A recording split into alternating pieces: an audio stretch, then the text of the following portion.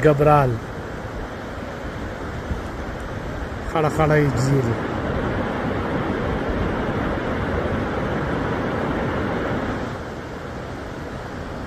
अस्सलाम वालेकुम नाज़रीन, मैं शिरीन ज़ादा हूँ और इस वक्त मैं सवी जबा में मौजूद हूँ। सवी जबा में ये आबशार आप देख सकते हैं, बहुत ही ज़्यादा शानदार, गिरने का नज़ारा बेहतरीन। और अभी हम जा रहे हैं मैदान बांडा, तो रास्ते में ये आबशार, इसलिए थोड़ा सा रुक गया।